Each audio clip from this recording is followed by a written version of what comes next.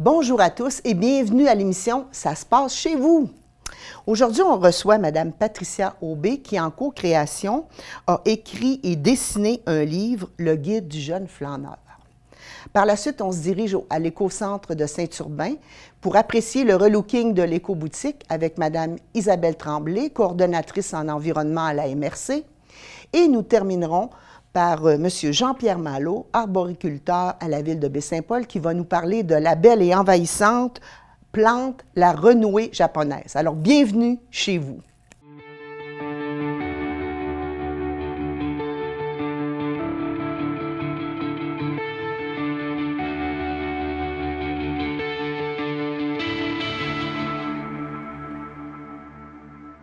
Bonjour à tous, je suis très heureuse de recevoir Patricia Aubé, conservatrice et éducatrice au Musée d'art contemporain, également commissaire du parcours artistique de la collection de l'Auto-Québec, mais surtout une jeune maman qui a co-créé un livre qui s'appelle « Le guide du flâneur », autrice et dessinatrice, avec Vanessa et Karine Locatelli.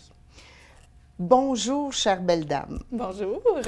Alors, moi, je suis vraiment curieuse de savoir qu'est-ce qui motive une jeune maman à s'associer à deux belles autres personnes pour créer un livre, un guide pour enfants. Bien, en fait, ce sont des passions communes. Alors, on est d'abord trois amies, moi, Vanessa et Karine. On aime beaucoup les enfants, on aime beaucoup la nature, faire de la randonnée et on aime beaucoup l'art aussi. Alors, on a décidé justement de faire un projet en commun. En fait, on a fait un premier livre pour enfants il y a 2 ans qui mettait en valeur aussi la forêt habitée du Massif. La forêt enchantée. La forêt enchantée du Massif aussi. J'arrêtais pas de lire ça, la forêt enchantée du Massif, pour me dire non, c'est habité. Oui, effectivement, bien c'est ça. En fait, l'idée, c'est quand on prend le temps de regarder autour de nous, de flâner, quand on est jeune surtout, la forêt, effectivement, peut se transformer et devenir une forêt enchantée. Donc, c'est un peu ça qu'on a voulu mettre de l'avant avec notre nouveau livre là, pour enfants. Je sais que vous avez une mission particulière, là, vous trois, dans cette idée de projet de livre pour les jeunes. Qu'est-ce que c'est exactement? Oui, bien, on a un peu une mission éducative en même temps. C'est que, en fait, nous, on s'intéresse beaucoup au territoire, là, les trois artistes. Et ce qu'on veut faire, c'est emmener justement les jeunes à s'approprier le territoire, à le découvrir, à pouvoir nommer des choses, à les sensibiliser dans le but, justement, qu'ils fassent par la suite attention à ce territoire-là. Hein? Quand on s'approprie quelque chose, qu'on le connaît, bien, on n'a pas envie de laisser traîner nos déchets, puis... Fait que c'est vraiment cette idée-là de valoriser le territoire, la nature qui nous entoure. Moi, j'ai parcouru le guide du jeune flâneur, puis je me suis sentie interpellée, même si j'ai peut-être plus l'âge exact de votre clientèle, mais je me suis dit, quand on a un cœur d'enfant. J'ai trouvé le livre extrêmement bien illustré, très beau, très détaillé. Alors, je regardais, je me disais, ah, mais il y a des enfants là-dedans. En effet. Quelle a été l'inspiration? Quels ont été ces modèles? Oui, bien, c'est clair que c'est nos propres enfants là, qui ont été les modèles pour ce livre-là.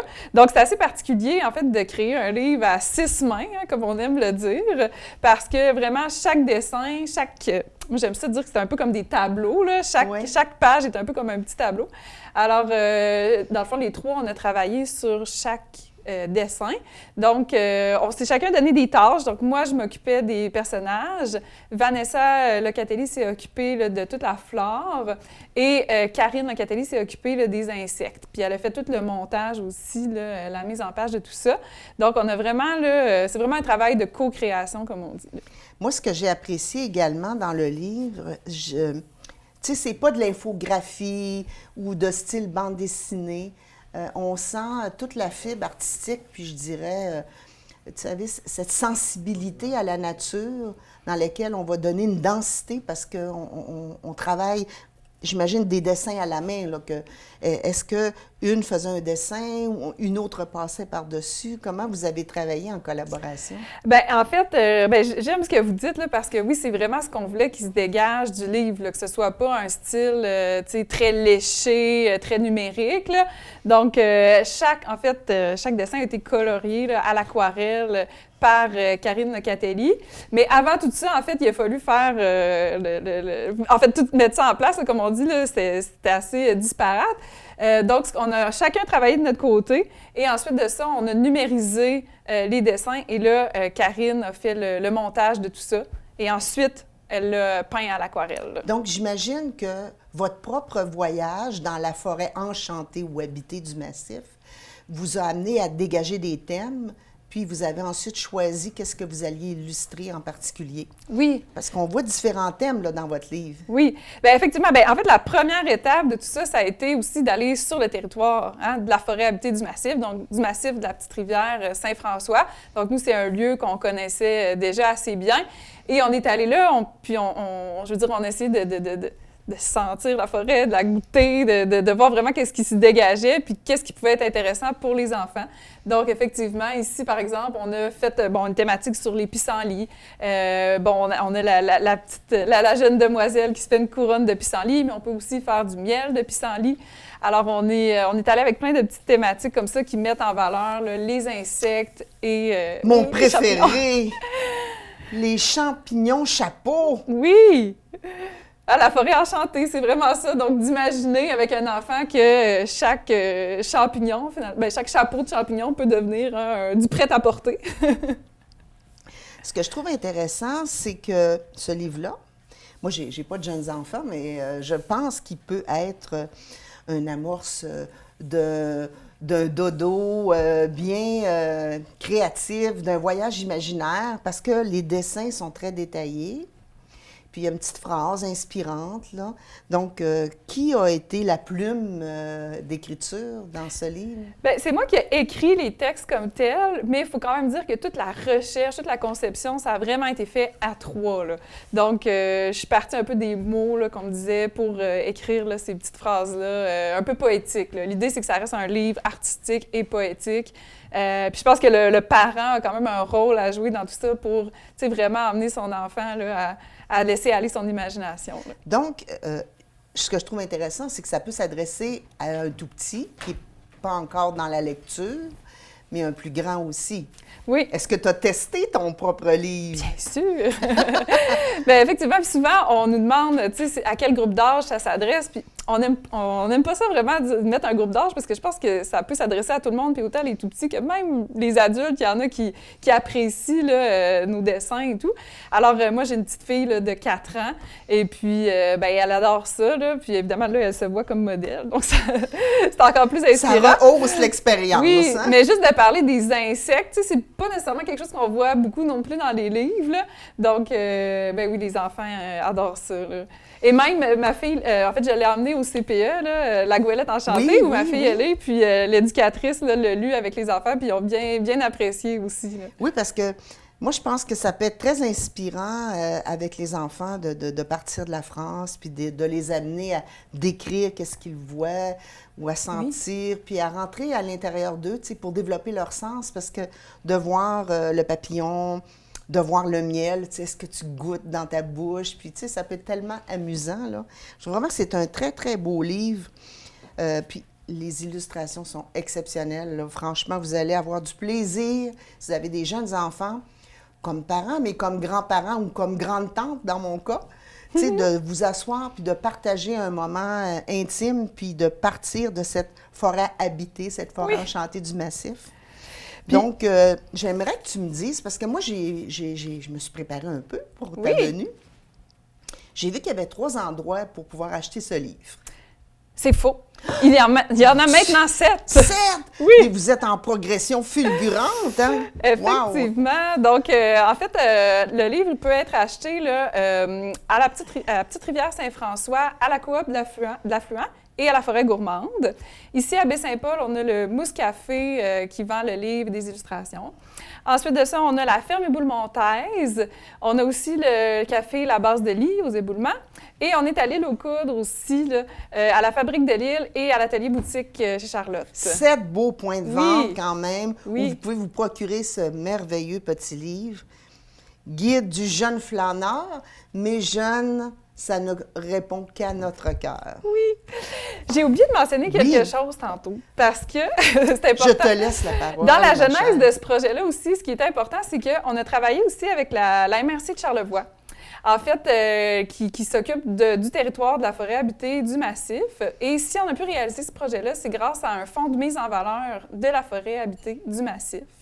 Donc, nos 2 livres là, qu'on a fait pour enfants sont inspirés de ce territoire-là et ont été travaillés avec la MRC là, de Charlevoix. Un partenaire financier, c'est important d'avoir, pour soutenir nos propres rêves, nos propres envies comme artistes, de promouvoir. Alors, chère Patricia, merci beaucoup d'être venue flâner avec nous quelques minutes. Tu salueras bien Vanessa et Karine. Oui. Et je vous souhaite un succès merveilleux auprès de la clientèle jeune et moins jeune. Merci à vous, puis merci de votre intérêt là, pour notre livre. On est bien fiers. Merci. Maintenant, je vous invite à regarder le reportage que nous sommes allés tourner à l'Écocentre de Saint-Urbain pour apprécier le relooking de l'éco-boutique avec Mme Isabelle Tremblay, coordonnatrice en environnement à la MRC de Charlevoix. Bonjour, aujourd'hui nous sommes à l'Écocentre de Saint-Urbain avec Mme Isabelle Tremblay, coordonnatrice en environnement pour la MRC. Nous allons visiter l'éco-boutique. Oui, alors bienvenue Josette, ça me fait plaisir de te faire visiter l'éco-boutique. J'ai hâte de voir le relifting. Oui.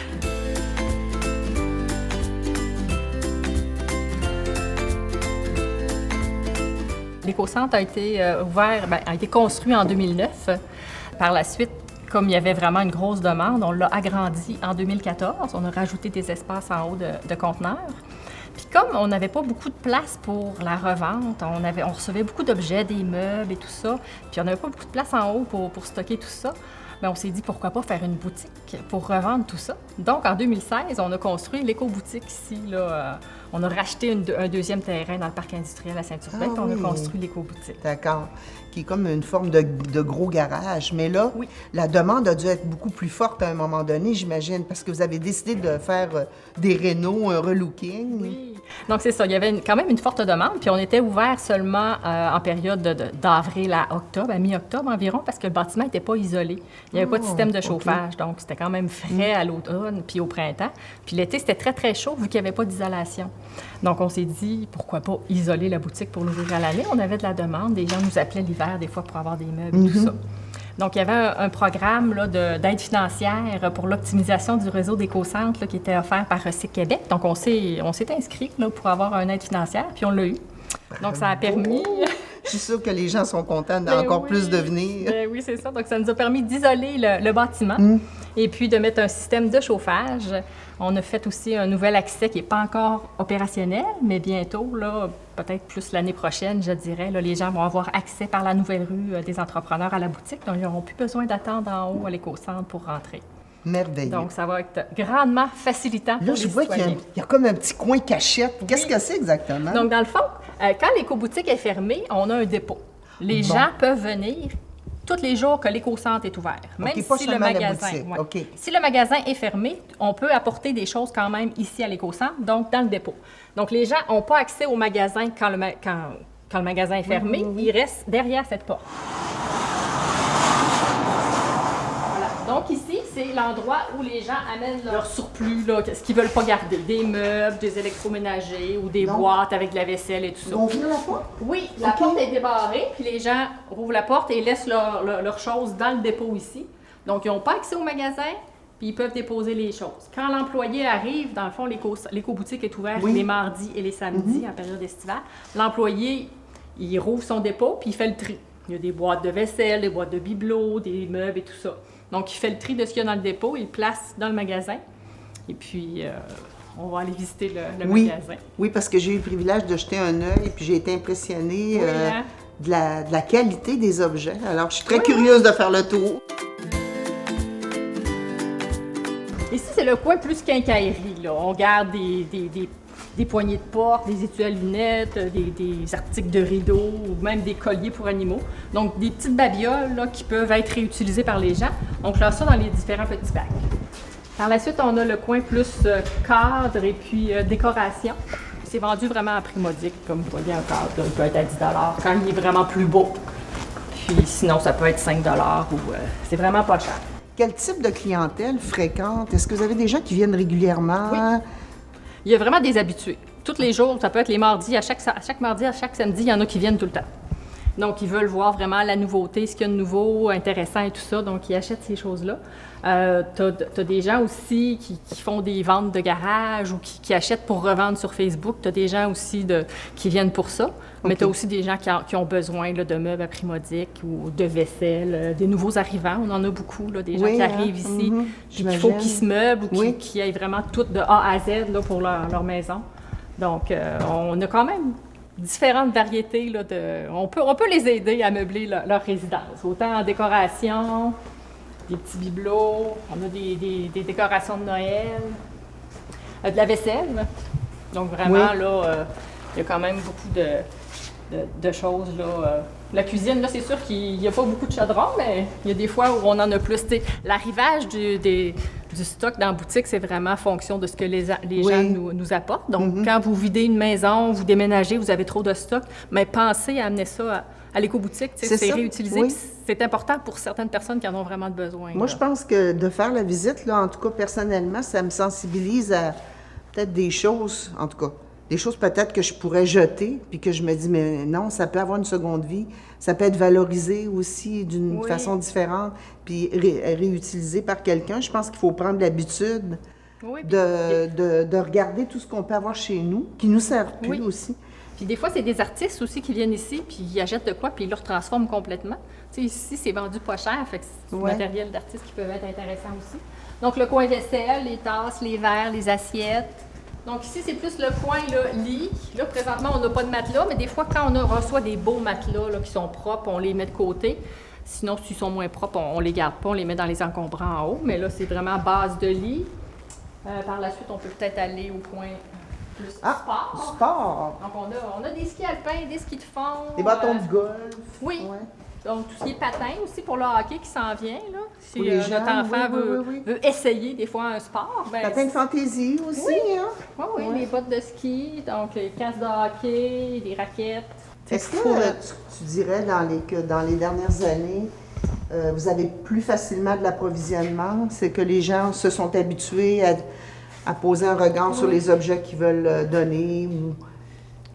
Oui, on peut vendre, mais des fois, on peut se dire, bon, ben j'ai bénéficié de peut-être de l'aide à un moment donné ou des choses. Oui, bien souvent, les gens, ils font des ventes de garage, puis ce qu'ils ne vendent pas, ils nous l'apportent après. OK.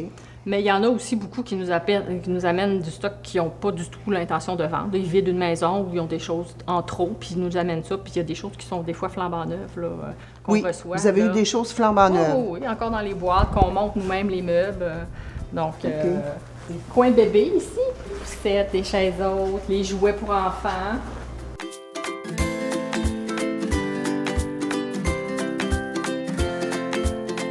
C'est intéressant de voir qu'il y a des gens qui ont déjà ce regard-là, un regard différent sur les objets, puis veulent trouver peut-être quelque chose qu'ils cherchent, quelque chose, ou redonner eux-mêmes en achetant tu parlais qu'il y avait des artistes qui venaient, donc c'est une très grande variété de clientèle. Oui, c'est très varié, les gens qui viennent ici.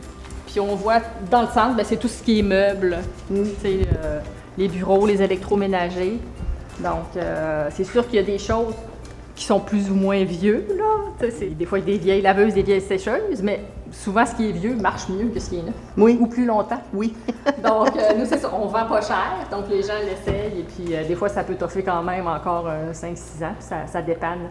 Quand les jeunes partent à l'école, partent à l'université ou au cégep, à l'extérieur, puis que les gens, les parents, il faut qu'ils meublent un nouveau logement. Oui, c'est ça. Souvent, là, il y a des commodes, il y a des petits bureaux, il y a des chaises. Toute la vaisselle, les électroménagers s'ils ont besoin. Des cafetières, grille de pain. Oui, on a de tout pour meubler un appart. Ici, c'est le coin jeux ou puis livres. C'est quand même assez populaire, là, je vous dirais, là, les livres, les jeux, là. Puis on a des vieilles cassettes vidéo. Bon, on regarde surtout les cassettes pour enfants, c'est ça qui est le plus populaire. Oui, je vois ça. Des choses comme ça. Donc, le côté plus intello, mélomane ici, cinéma. C'est ça. Puis des livres pour enfants, tu sais. Souvent, les articles pour enfants, c'est pas brisé, c'est encore neuf, tu sais, un bébé. Non, ils ont un cycle de vie très court, hein, Oui, tu sais, parce qu'un enfant va se servir de quelque chose pendant quelques mois, puis après ça, il passe à d'autres choses. Ouais. Donc, tu as raison de dire que c'est presque ici, neuf. Là, hein? il y a des choses qui... Des fois, même, on a des DVD ou des CD encore emballés.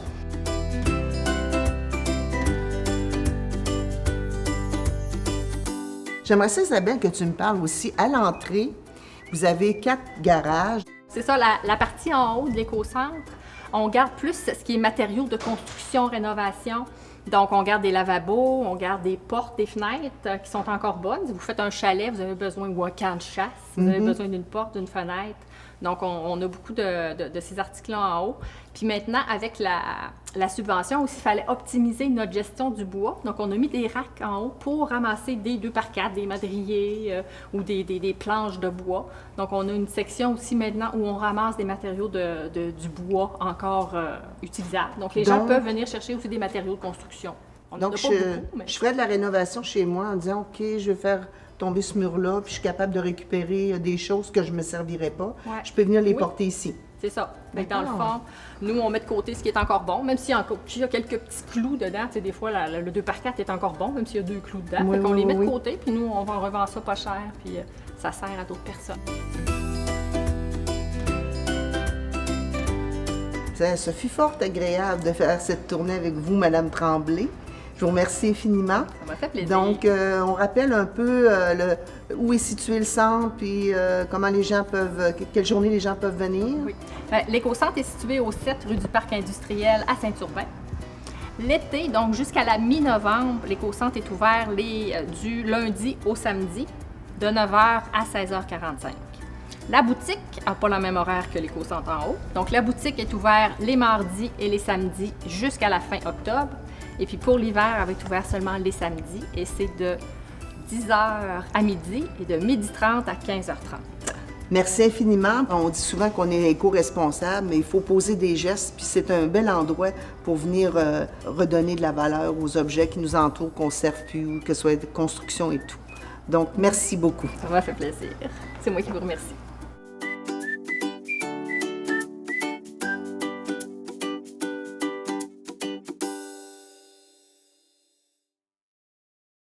Bon, alors je reçois un arboriculteur, un spécialiste de belle et envahissante. Je reçois M. Jean-Pierre Malo, donc qui travaille à la ville de Baie-Saint-Paul et qui vient nous parler, attendez que je regarde comme il faut, là, la renouée japonaise, qu'on dit belle, mais très envahissante. N'est-ce pas, Jean-Pierre? Oui, effectivement, avec la renouée, on ne se trompe pas en utilisant le terme envahissante. Belle aussi, je pense qu'elle a réussi à charmer bien des gens au fil du temps. Je suis curieuse, Jean-Pierre, parce que je me disais, bon, qu'est-ce qui est intéressant de comprendre? C'est aussi l'histoire. On dit renouée japonaise, donc tout de suite dans notre esprit, on dit ça vient d'un pays exotique. C'est arrivé quand, ça, au Canada, au Québec, que cette plante-là? En fait, les premières fois que ça a été mentionné, disons, ce serait aux alentours de 1901, à Limoilou. Mais la plante en tant que telle, on dit renouée japonaise parce qu'elle est vraiment originaire d'Asie de l'Est. Mm-hmm. Et c'est effectivement, en fait, c'est un médecin hollandais qui était passionné de plantes exotiques, qui a commencé à en faire le commerce au milieu du 19e siècle. En 1848, c'était une plante qui était disponible dans des catalogues pour être commandée, pour l'usage horticole, en fait. C'est belle et envahissante, mais c'est un poison, là, parce que j'ai eu la chance d'échanger un peu avec Jean-Pierre avant l'émission. Écoute, la renouée japonaise, on va vous montrer un peu à quoi ça ressemble. Tiens, vous avez probablement déjà vu, oui, effectivement. C'est pas une plante qui est... Je vais prendre l'autre, on voit peut-être mieux les feuilles. Oui, vas-y. Oui, on a un petit setup. Bon. Oui, c'est ça. On la voit, là, on a un petit exemplaire, en fait, parce que c'est une plante qui peut vraiment prendre des proportions beaucoup plus grandes que cela, là. On peut se ramasser avec, ça peut aller de 3-4 mètres de haut. Alors ici, on a vraiment un petit exemplaire. Moi, j'ai été curieuse avant que tu arrives. Tu sais, comme je connaissais, je me disais que je connaissais pas ça, donc j'ai fait ma petite recherche. Et quand j'ai vu l'image, j'ai dit « Ah, attends un petit peu, j'en ai vu de ça. » Fait que je suis allée vers le bas de la baie. Et bien entendu, j'en ai cueilli plusieurs exemplaires. Moi, quand j'étais jeune, on disait que c'était comme du bambou, là. Oui, bien en fait, c'est ça, la tige, on voit bien, là, la tige est creuse. Avec, on voit avec les nœuds comme ça, fait que ça a vraiment un aspect de bambou. En fait, c'est vraiment dans la famille des renouées. Renouée, c'est Polygonum, ça veut dire qu'il y a plusieurs, en fait, c'est les nœuds, plusieurs nœuds. Mais le genre, en fait, le nom latin, c'est Renotria japonica. Fait que oui, c'est ça, la renouée japonaise. Donc, explique-moi le phénomène d'envahissement que cette plante-là, parce qu'elle me semble avoir été assez, je dirais, est devenue une experte dans l'envahissement du territoire de plus en plus, de plus en plus. Oui, en fait, c'est une plante qui se reproduit principalement par les rhizomes, par les racines. Oui, c'est ça. Les fleurs en tant que telles, ça peut arriver, mais c'est assez exceptionnel parce que souvent, les plantes vont être, en fait, ça va être des fleurs mâles ou hermaphrodites, puis le taux de succès des graines n'est pas très élevé. Fait que c'est vraiment par les racines que ça se passe. Mais quand on parle de racines, là, de rhizomes, on parle de rhizomes. C'est-à-dire qu'on a notre petit plant qui est là, qui a l'air tout inoffensif, sauf que, en fait, les rhizomes, les racines peuvent descendre jusqu'à 3 mètres de profond. Ça, si on parle, ça veut dire 10 pieds. Là. Typiquement, ce qu'on va voir, c'est plus aux environs d'1,5 mètre, 2 mètres. Là. Mais ça peut aller jusqu'à 3 mètres. Et puis ça, c'est en profondeur. Et puis en largeur, ça peut aller jusqu'à 7 mètres de tous les côtés de la plante. Alors, on peut parler d'une affaire de 21 pieds là, autour de la plante. Quand tu dis d'une plante, est-ce que tu parles d'un seul pied? Un seul pied qui a eu le temps de s'établir. Pour la première année, il n'en sera pas... il n'en sera pas rendu là. Mais déjà à la deuxième année, là, c'est déjà, on commence à perdre un temps précieux pour garder le contrôle. Même, c'est-à-dire que c'est une plante, je dis garder le contrôle, c'est une plante sur laquelle on ne peut pas garder le contrôle. On peut peut-être remaîtriser quelque chose. Parce que c'est beau, c'est une belle plante. Oh, regarde ça dans mon coin du jardin. Et ça monte haut, ça fait des petites fleurs évanescentes. Ça a l'air mignon, inoffensif. Ah oui, c'est ça. Qu'est-ce que ça a de particulier? Parce que j'ai lu qu'une fois qu'elle est installée quelque part, là, elle a dit « c'est chez nous, c'est mon territoire, les autres ne pousseront plus ». Oui, en fait, il y a pour plusieurs raisons. C'est une plante qui a un succès phénoménal à envahir un endroit. C'est, premièrement, sa croissance qui est excessivement rapide. En une année, on part de la pousse à aller à 3-4 mètres de haut, tu sais. Alors, c'est ça. Fait qu'elle occupe beaucoup d'espace à ce niveau-là. On sait qu'au niveau des racines aussi, elle va occuper des rhizomes, elle occupe tout l'espace. Et puis les rhizomes aussi, ce qui arrive, c'est qu'ils émettent une substance qu'on appelle une substance allélopathique qui va inhiber, qui va bloquer la croissance des autres plantes. Donc, on se ramasse avec une perte de biodiversité, ça peut aller jusqu'à 80 % de perte de biodiversité. Mais je comprends, c'est envahissant, puis c'est empoisonnant pour des plantes indigènes qui poussent normalement facilement chez nous, d'avoir une voisine comme ça. Oui, en fait, il y a quelques plantes qui parviennent à bloquer un peu sa progression. Ça fait partie, on va peut-être parler des moyens de contrôle, des stratégies de contrôle. Il y a quelques plantes qui résistent à croissance, au développement. Il y a aussi le fait, c'est sûr qu'un milieu ouvert est vraiment plus propice à ce qu'elle s'installe. Dans la nature, c'est une plante qui pousse dans des milieux ouverts. Donc, elle en profite du moment qu'il y a de la lumière, mais elle est capable de pousser à mi-ombre, à l'ombre même. Donc, il ne faut pas se fier uniquement là-dessus, mais c'est sûr que ça l'accélère, sa croissance dans les milieux ouverts. Elle veut, cette plante-là. Ça, il n'y a aucun problème. Mais tu sais, je suis allée dans le coin du bas de la baie, justement, puis tu sais, dans les rigoles, dans les tu sais, écoute, il y avait, là, mon Dieu, que c'est immense, là, tu sais, c'est un gros massif, là. Mais oui, mais regarde, moi, je me suis dit, pas de problème. J'ai ça sur mon terrain, je vais prendre ma petite machette, je vais tout te couper ça à la terre, je vais être correct.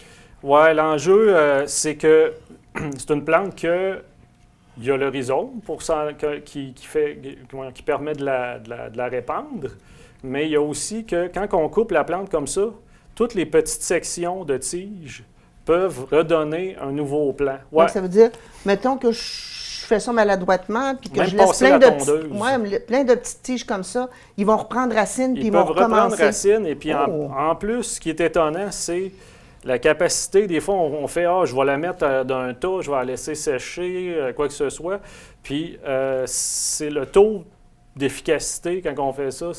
On ne peut pas prendre le risque, en fait, parce que des fois, c'est surprenant. On se dit « Ah non, elle est finie, il n'y a plus rien à faire. » Puis, elle va trouver le moyen de refaire Wow. des nouvelles racines.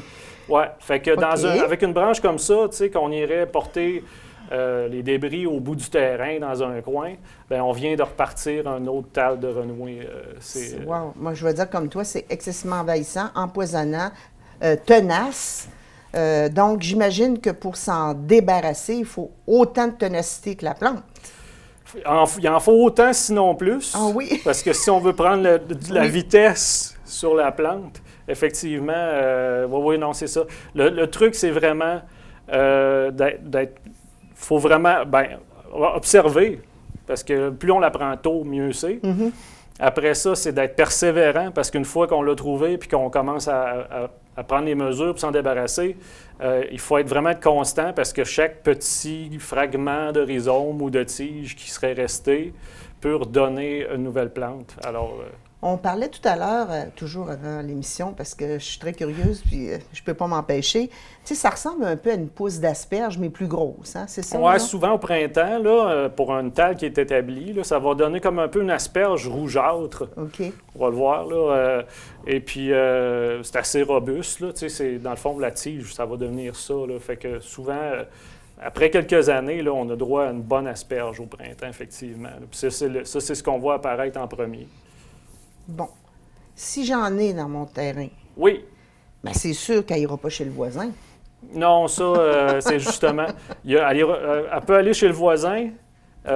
C'est une plante aussi, les gens qui ont des vieux bâtiments avec des vides sanitaires, la plante peut traverser de l'autre côté. Si vous en avez d'un côté d'un bâtiment, elle peut littéralement apparaître de l'autre côté parce que les rhizomes vont avoir traversé en dessous.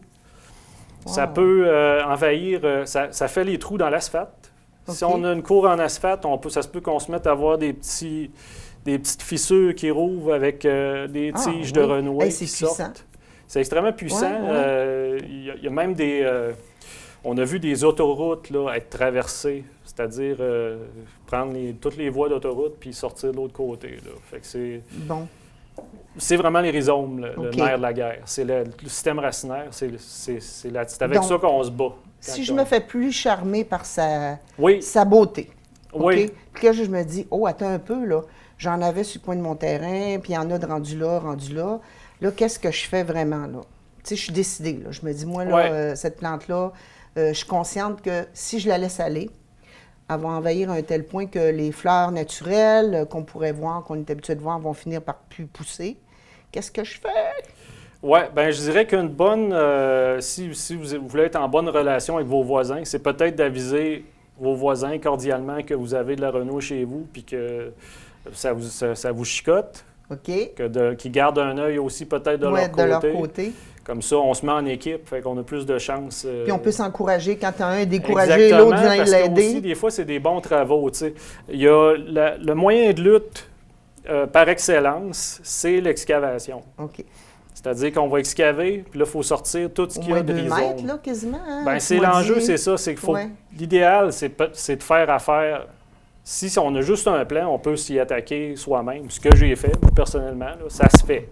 Tu es un être tenace et déterminé? Oui, mais puis j'ai combiné plusieurs méthodes. D'accord. C'est peut-être aussi ça le truc. Tu vas nous en parler. Oui, hein? C'est ça. Quand c'est un milieu ouvert, qu'on peut se permettre d'excaver, c'est l'excavation qui est le meilleur moyen.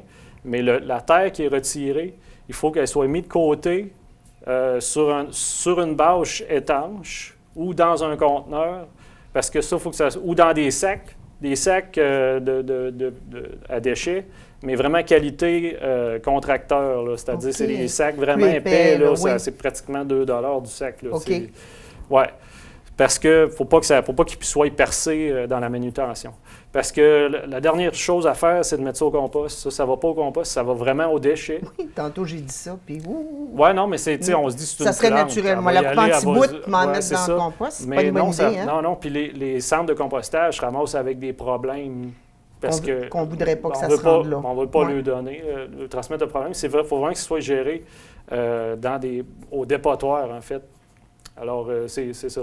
Fait que c'est l'excavation, soit en faisant affaire avec une firme spécialisée si vous avez vraiment un gros problème, ou si vous le faites vous-même, gérer les déchets vraiment comme des déchets. Est-ce qu'on peut brûler ça? Ça pourrait être brûlé, il n'y aurait pas d'enjeu. OK. Il n'y aurait pas d'émanation toxique là, de la brûler. C'est seulement que ça ne brûle pas très bien parce que c'est très vert. Là, ouais. On s'entend, là, c'est pas. C'est ça. Mais oui, ça pourrait être brûlé, mais encore là, il faut vraiment s'assurer d'avoir complètement tout éliminé. Sinon, c'est ça. Ça, c'est le moyen idéal, c'est l'excavation. Éventuellement, il va peut-être avoir, là, c'est sous toute réserve que je dis ça, là, c'est pas encore fait, là, mais c'est envisagé peut-être d'avoir un conteneur dédié. Vraiment Qui serait pour être dédié à ça, mettons, dans les écocentres ou comme ça, les gens pourraient mettre leur terre, leur débris là, puis ils seraient sûrs que c'est géré de la bonne façon. Sinon, ça, c'est la méthode idéale. On peut le faire, creuser à bras, mais ça s'appelle, là, on court après le rhizome. Oui, c'est vraiment, on suit le cordon. On suit le cordon, puis souvent, on va arriver avec une espèce de patate là, qui est à 2 mètres. Ça, souvent, c'est comme la réserve, là, c'est ça, de la plante. OK. Ouais. Ça, quand on réussit à trouver ça, souvent, là, on va pouvoir suivre d'autres rhizomes. Oui, c'est ça. Là, c'est rusé, celle-là. Oui, c'est rusé. Puis la terre qu'on sort, il faut vraiment la mettre sur une surface ou dans des contenants étanches, parce que comme on disait, un petit fragment, puis ça repousse. Moi, quand je l'ai fait, c'est ça, je m'étais mis une bâche, je me faisais mon tas, puis mon tas, je l'ai surveillé, et j'ai eu des petites repousses que j'ai dans ton tas? Dans le tas, que j'étais sûr que j'avais tout tamisé, tout éliminé. Fait que, c'est ça. Oui, ça a une grande force de survie, ça. Ça a une grande force de survie. C'est pour ça que je dis qu'il faut être vraiment convaincu là, quand on se lance là-dedans par ses propres moyens. Ça, c'est l'excavation. Il y a un autre moyen on va souvent combiner à l'excavation parce qu'on va avoir excavé, on se dit on a tout enlevé. Mais tu sais, si on oublie les petits morceaux, ça repartirait. Fait que ce qu'on fait, c'est qu'après ça, on va mettre une bâche sur... on va dépasser d'environ, on peut dépasser de 7 mètres là, autour de notre plan. Là.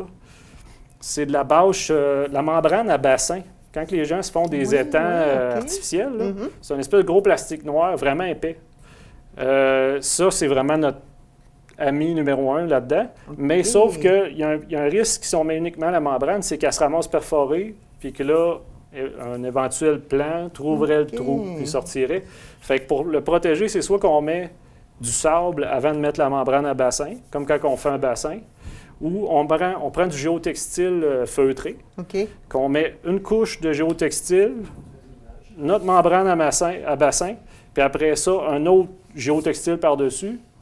Puis là, si on peut le recouvrir, si on souhaite. Moi, les premières années, je dirais, si vous avez la possibilité de ne pas le recouvrir tout de suite, ça va vous donner une chance de lever la couverture, regarder en dessous du tapis, puis de voir si elle a recommencé à sortir. Il y a une tendance de survie qui s'installe. Oui, parce que souvent, ce qu'on va constater avec le géotextile feutré, c'est que là, carrément, le rhizome va avoir commencé à s'installer dans le géotextile. Fait que là, on trouve des petits bouts de plantes, on les enlève.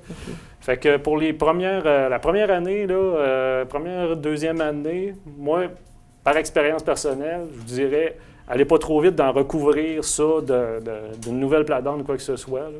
Ça peut être du gravier. Quelqu'un qui mettrait du gravier, c'est quand même facile à soulever. Mais bref, ça, c'est notre deuxième moyen de lutte. Ça peut être efficace si vous êtes coincé entre 2 bâtiments. Parce que vous ne pouvez pas excaver, aller jusqu'à dégager les fondations d'un bâtiment. Là. Fait que c'est une manière aussi qui est assez simple d'y aller avec les membranes entre les bâtiments. Ça nous donne une chance. Puis on laisse la membrane en place pour 5 ans. Moi, je dirais même si ça peut aller jusqu'à 8 ans. Wow. Ça, c'est l'idéal. En plus d'être tenace, il faut être patient. C'est qu'il faut toujours à chaque année aller rejeter un œil. Tu sais, au Oui. printemps, au OK. milieu de la saison, à l'automne, aller jeter un œil, est-ce qu'il y a un nouveau plan qui est sorti? Fait que c'est vraiment la persévérance, mais ça marche. OK. Moi, je peux vous dire, j'avais vraiment des gros plans qui passaient au travers de la cour. Je vous dis, j'aurais pas de jardin chez nous si c'était pas OK. que j'avais intervenu, là. Mais c'est faisable. C'est juste qu'il faut donner un grand coup initialement, puis après ça, faut faire le suivi. Le suivi. Ouais, OK. ça, Y c'est a-t-il une autre méthode? Il y a une autre méthode que c'est sûr, on va y aller avec parce qu'ultimement, il y a une méthode chimique, mais c'est ira vraiment pas le là. dernier recours. OK. On va y aller, je vais quand même le dire parce qu'il y a des situations où malheureusement, on se ramasse un peu face à un non-choix, là, D'accord. c'est-à-dire entre soit endurer la plante ou, tu sais. Mais sinon, on parlait des plantes qui sont capables de contrôler, c'est-à-dire pas de contrôler, mais qui peuvent croître OK. avec la renouée, puis qui vont souvent bloquer son avancée. Il y en a deux qui sont, au Québec, il y en a deux qui sont utilisés pas mal, c'est le vinaigrier, OK. sumac vinaigrier, que Oui. les gens connaissent bien. Oui. Puis les saules arbustifs, les saules arctiques, c'est les petits saules, là, ça peut D'accord. être utilisé D'accord. pour empêcher la propagation de la renouée. Sinon, en Europe, ils utilisent aussi les murs, les plants de murs. OK. C'est ça, mais ici, là, c'est vraiment ce qui est promu, là, puis qui est vraiment plus approprié, indigène, là, c'est le vinaigrier. Jean-Pierre, merci. Ben, ça fait plaisir. Merci d'être venu nous parler de cette belle, mais très, très, très envahissante plante. Jean-Pierre Malo travaille à la ville de Baie-Saint-Paul. Je suis certaine que ça lui fera plaisir de vous donner des conseils, de vous coacher. Je sais que la ville va peut-être mettre en place sa propre gestion des bords de route là, et tout ça. Donc, soyez à l'affût, puis soyez persévérants et tenaces si vous voulez vous débarrasser de la renouée japonaise. Merci infiniment, Merci. Jean-Pierre. Et à vous, à la maison, ça se passe chez vous. Je vous attends dans 15 jours pour rencontrer d'autres intervenants surprenants, drôles, énigmatiques, étranges, très terre à terre. On en aura pour tous les goûts. À bientôt.